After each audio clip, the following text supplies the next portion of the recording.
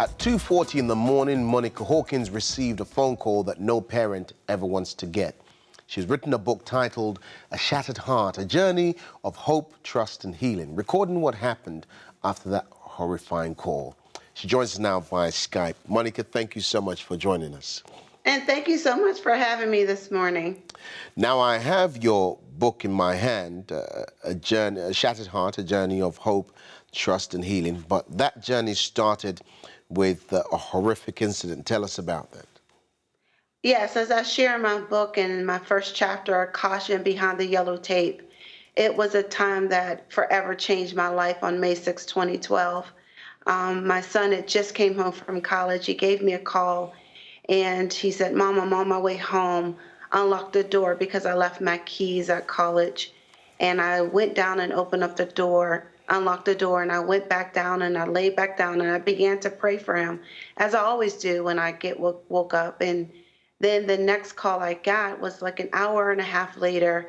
I got a call from one of my sisters on my cell phone, and she said, she was stuttering and she couldn't find the words to tell me. And she said, "Monica, Dante was shot." And I said, "Shot? I just spoke to him. Where was he shot? How did he get shot? And what's going on?" And as I ended that call that morning, that was the end of something I found out that was no longer my normal, but my life had changed, was getting ready to change forever.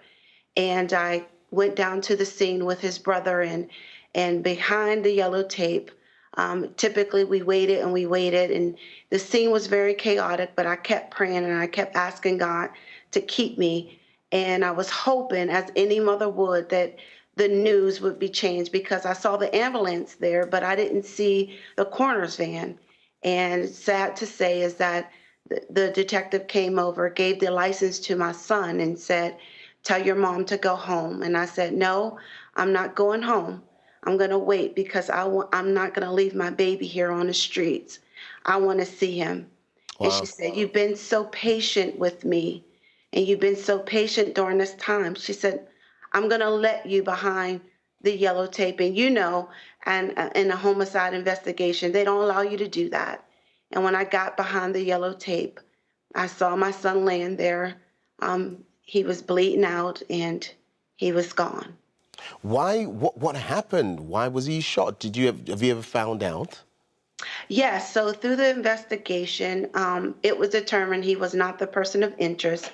He was an innocent bystander, and they came out of this young club in Pittsburgh, and they began to shoot when they came outside, and he got caught in a crossfire. Now, you're an ordained minister, your life really given over to the ministry, and this happens. How did it affect your faith and your relationship with God? You know what? Initially, I was standing strong in my faith, but as reality, as the shock began to wear off, I realized that I was struggling. And I wrote in one of my chapters, I said, "God, where are you?"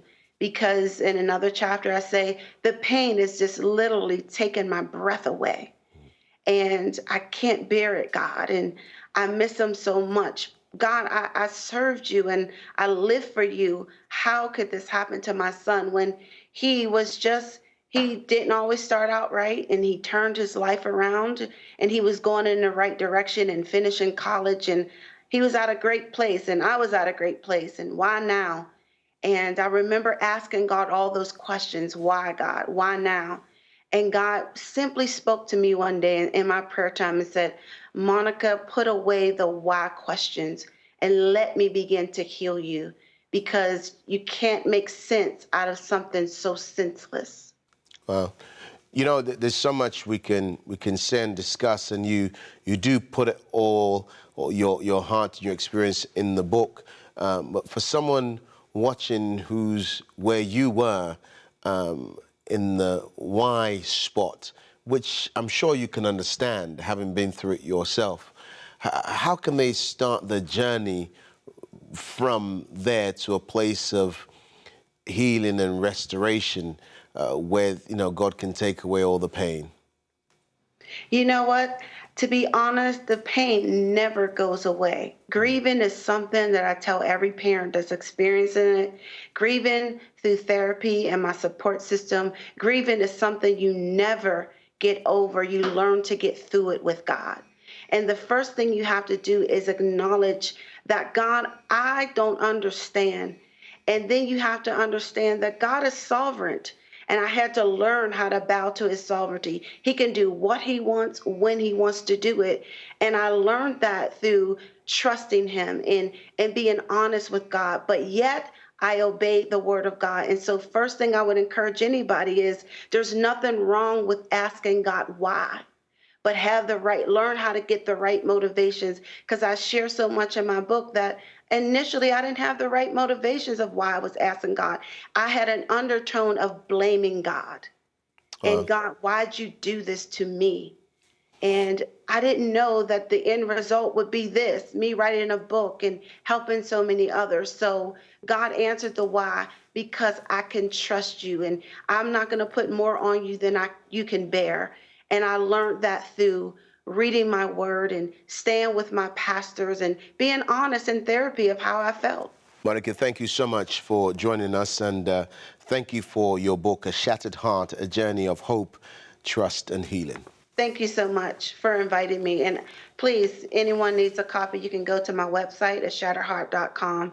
And I hope and I pray, would like to say to every parent that lost a child, you can begin again if you just trust God.